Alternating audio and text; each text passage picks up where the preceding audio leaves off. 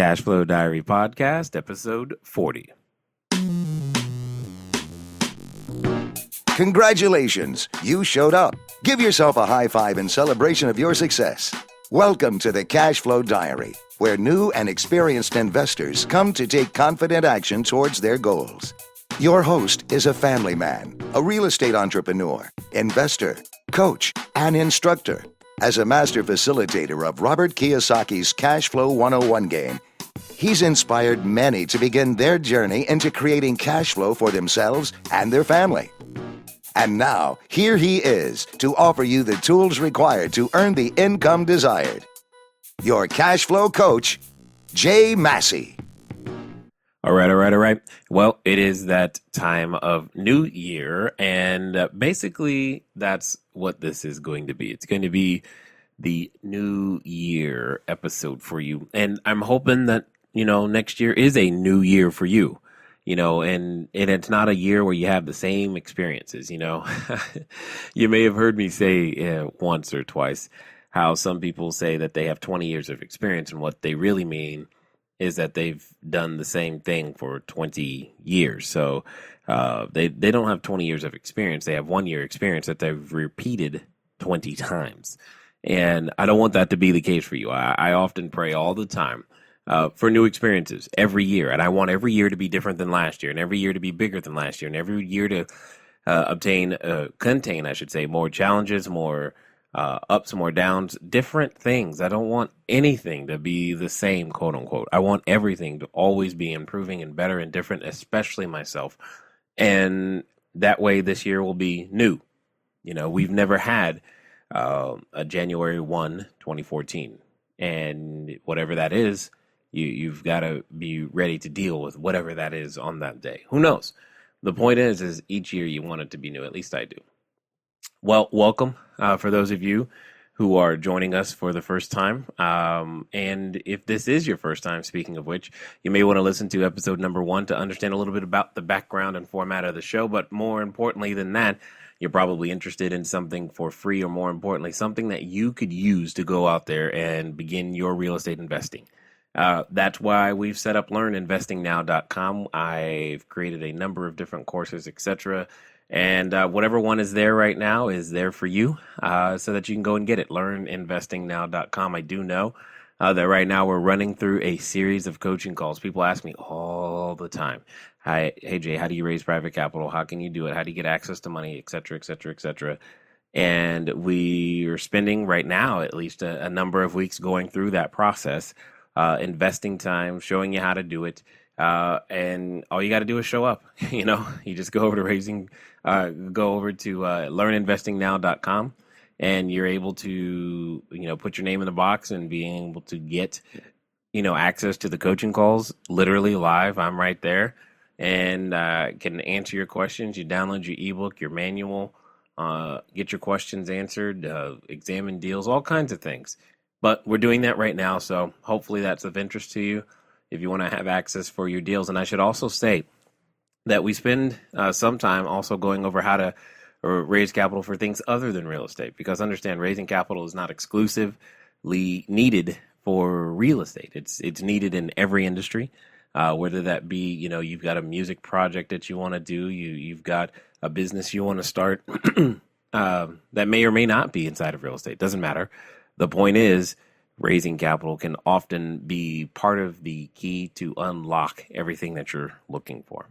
Anyway, so let's talk about some things that hit me today. Very specifically, there was a quote that this entire episode is pretty much hinging on, and just said, you know what, I think I need to make sure that we document, and I put this into the diary, for lack of a better way of putting it. And so the cash quote for this particular episode, I don't know who it's attributed to. Maybe you do. If you do, great. But it came to me today, and it says the following: doubt kills more dreams than failure ever will. And I heard it for the first time today. Maybe you've heard it thousands of times. But I was like, wow, that's crazy. Doubt kills more dreams than failure ever will. Now, when I think about that, it just simply says that We talk ourselves out of taking any action, let alone the wrong actions, in so many ways. And I know I've done that, in so many times, and it's been a process learning how to crucify I'll call it the demon of doubt, if you will, the thing that sabotages us from actually beginning to take that action. So for some of you, taking action may look like downloading this podcast for the first time. Maybe you just got your first Apple device and I'm one of the first people you're listening to and you're like, what is this and what's going on? I say, hang on, I'll take you on a ride. That much I can promise you. And we can figure it out together on the way through, to helping you accomplish some great things. Doubt kills more dreams than failure ever will. So, and it got me to thinking, a couple of questions and some things that I just want to share with you. Let me ask you this question. What is the difference between believing something and knowing it? Simply believing something and knowing it. What is the difference between those two? I submit for your acceptance that it's one word. Experience. That's the difference between believing something is true and knowing it's true, is having some experience with it. Now, if that's the case, where does experience come from? Does experience come from reading the book and watching the seminar and listening?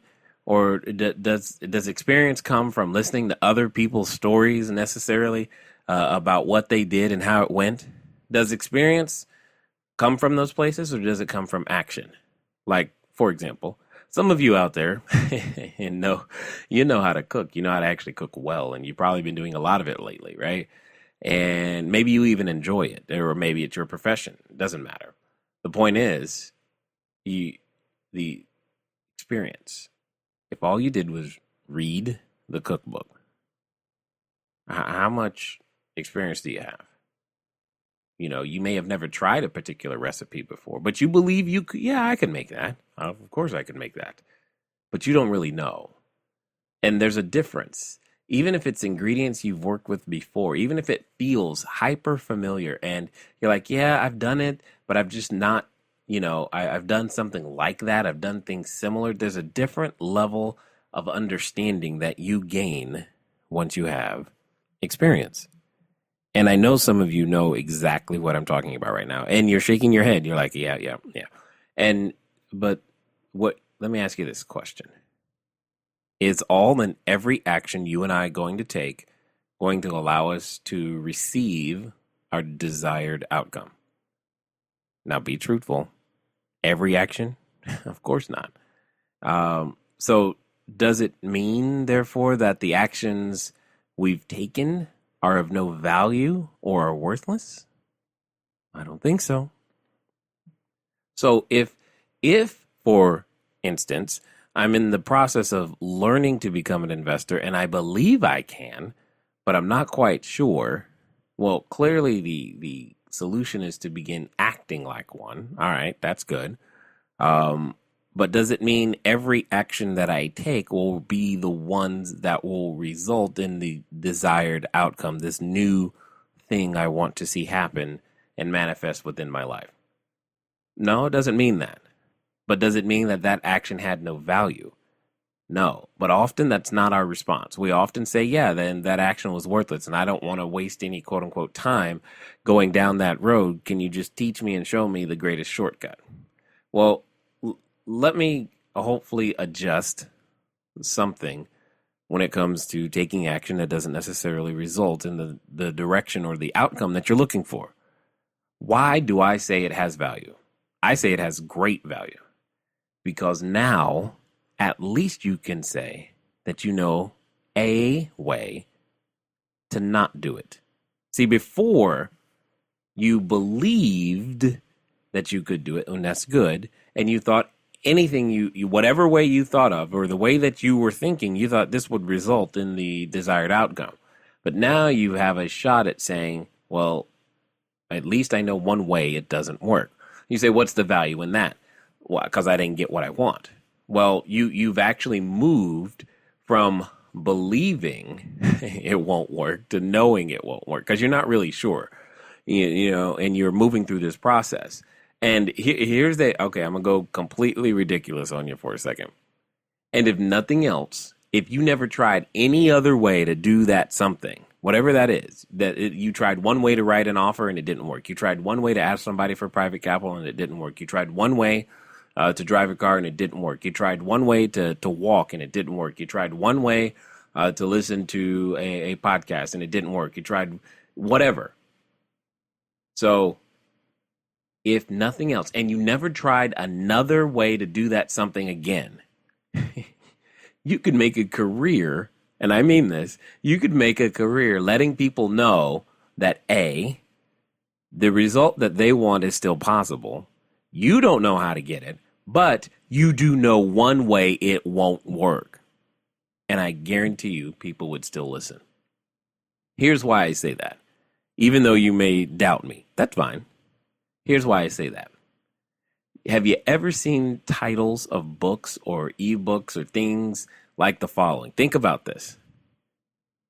When you see a title that reads something like 12 Things You Must Know Before, or a title that reads and starts with 7 Things to Avoid or Else, or The Number One Thing I Learned From, you know what all those titles, the way that they start, have in common? They're all stories about what didn't work. And now, be it in an ebook, be it in an actual physical book, I mean, Before You Quit Your Job, that's a title, I believe, of one of Robert Kiyosaki's books, right? What you should know before you quit your job. Well, the reason, I'm almost willing to bet that the reason that book was even written was because he or someone he knew quit their job way too soon, and they found out all the things that they wish they knew before they quit their job. See, they had taken some action, they got some experience, they were like, this is not going the way that I had hoped, and now they know some things. And they wrote an entire book about all the things that they learned from the experience that they had, and then you and I go and buy that so that we can, quote unquote, avoid the bad parts of experience, because we don't find any value in it. But there's so much value in getting things wrong. And the thing that was interesting to me about the quote earlier is that doubt kills more dreams than failure ever will. And I, having experienced failure many times and in many different areas, be that, with my wife, be that with my kids. I mean, good Lord, how many fathers out there can, you're like, oh my goodness. You're like, I didn't do that one right. And how many times have you had to apologize to your spouse? And heaven forbid, how many times have you gone back to the negotiating table and gone, I didn't get that deal. I didn't get that deal. And then later you realized why you didn't get that deal. I mean, anyway, we can go a long time on all that. I have a relatively limited experience with, everyone in the world, so to speak. But I know that for many people that I've run into, especially when they're on the journey of becoming a better real estate investor, any failure challenges them enough to quit. And I've seen a lot of people quit because they failed at something. They had a failure event. And remember this, failure is an event. It's not who you are. It's not a person. Failure is an event. But because they have a failure event, they quit. And this quote is telling me that doubt kills even more dreams than failure. And I've seen lots of failure. I'm like, wow. People won't even step up to the plate to at least go fail. I don't want that to be you. Not at all.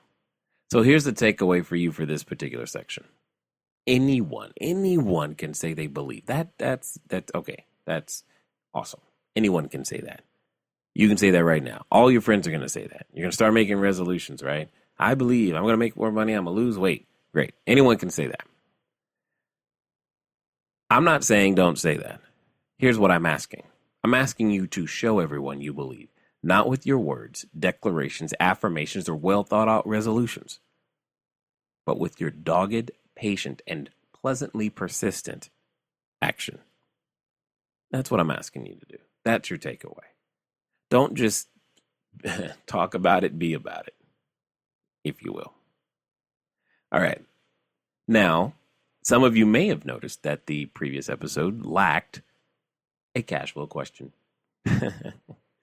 Anyway, so what does that mean? That means we're going to make up for it by giving away not one, but two books this time. And if you're wondering what book, it's my upcoming book, Cash Flow Creation Systems, where I literally put in my entire business plan. You want to know how to do wholesaling, you want to know how to do multifamily, as well as raising private capital, because these are all the things that I do, as well as commercial real estate.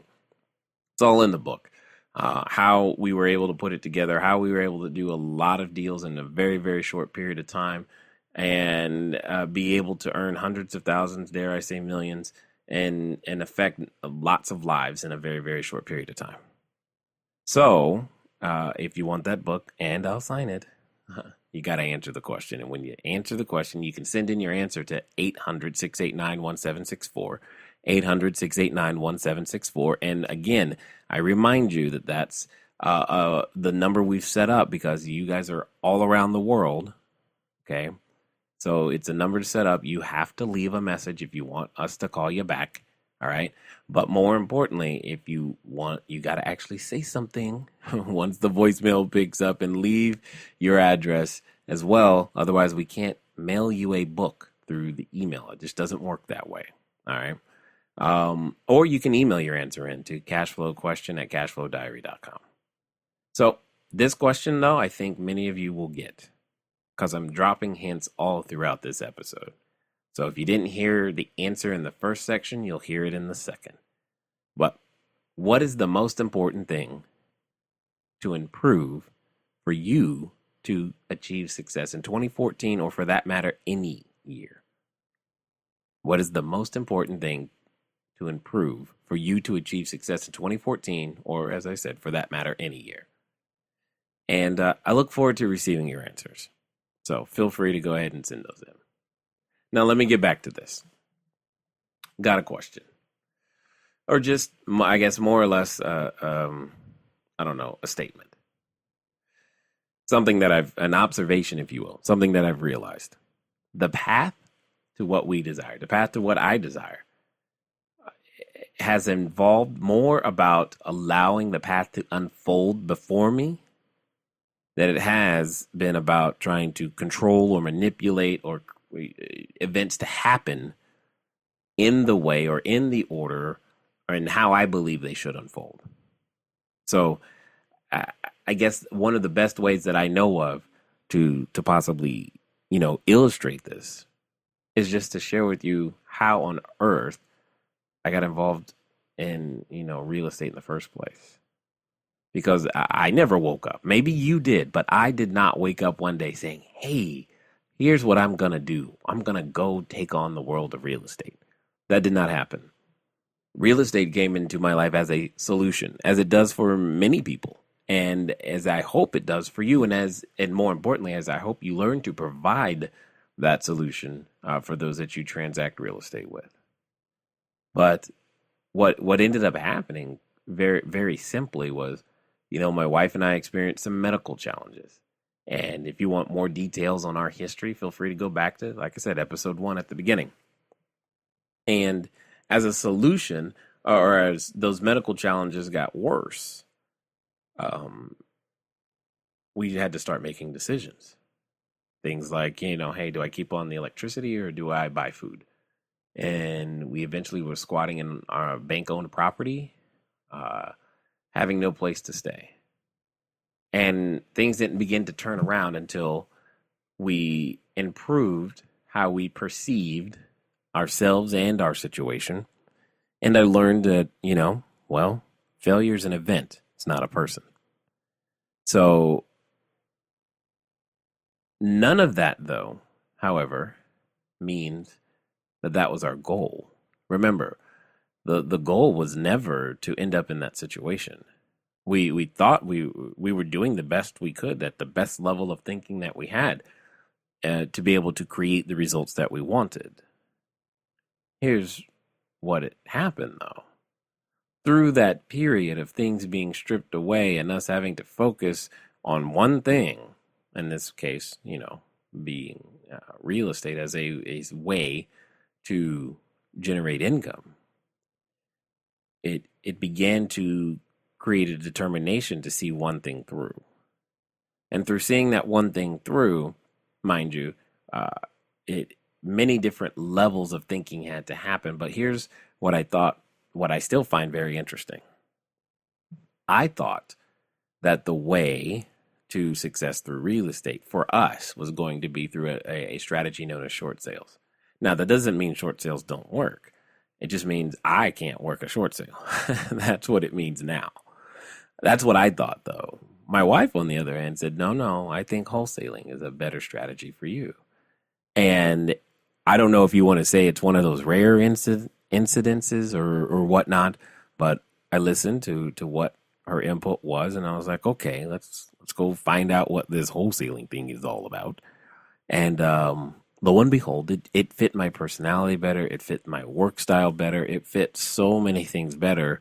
And although the average profit per transaction was significantly less than what was possible at that time in Southern California with short sales, because it was something that I would actually follow through on.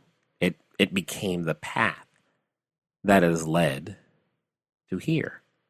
Because from wholesaling, I went through many different iterations of wholesaling to the point to where I started buying groups of houses at a time, and then I would resell those individually to give people their first shot at houses. So I would buy, I don't know, 5, 10, 15, 20 houses at a time in one geographic area, set it all up nice, give seller financing, have the property professionally managed, all that stuff in place, and be able to give people a nice return on their capital with very, very little, quote unquote, invested, especially in terms of time, because we would set up the entire system, and all you had to do was come to the table with some money. And it didn't even matter if you had a job or credit, but it's what we did. That's not the path I saw myself doing. I mean, people were able to buy houses for $10,000 or less. It was crazy. Well, $10,000 down, including our fee and all this other stuff. But here's the point. I never saw that as part of the path. I thought what we were going to do was buy about 100 houses, keep them, and just be done. That was my thought. Well, I've learned a few things since then, and obviously we've gone well past 100 units now, but the point is, what I thought was the path just wasn't the path. And being open to having my path adjusted, not necessarily by me, not even by choice, but by circumstance, if you will. I would say God, but for some of you, circumstance is the word you're more willing to accept.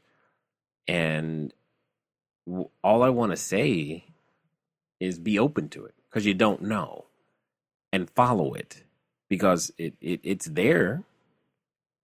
And here's the thing that I do believe. I do believe strongly now having helped a number of people with some various individual coaching and group coaching stuff that I've done, I now believe that I can help you get there. And you know that I believe that because I'm taking action, because anyone can say that they believe. It takes a whole different level of belief to actually put yourself out there. And that's kind of where I am today and what I'm learning through this process.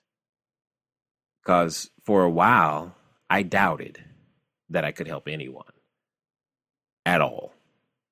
And then it took one or two brave souls to actually track me down and say, help me. I believe you can help me, even if you don't. And then it took some time and some convincing, but, having seen them achieve some success, it's been like, maybe I can do this thing. And all I'm saying is the path to what you desire involves so much more about allowing it to unfold before you. It's not something that I would have ever scripted. I promise you, I wouldn't have scripted squatting in bank-owned property. I wouldn't have scripted puncturing my lung. I wouldn't have scripted my wife almost dying a number of times. I wouldn't have scripted, having to deal with moldy property, water leaks, and evictions. And I wouldn't have scripted having to deal with most of the stuff that, for many of you, you're like, oh my God, I hope this never happens. Would have never scripted any of that. But that's irrelevant today. The point is that all of that is now experience, and that experience is now valuable, and I get to market that experience and use that experience to the benefit of myself, to my investors, as well as to the tenants. And those are the things that I want you to hear.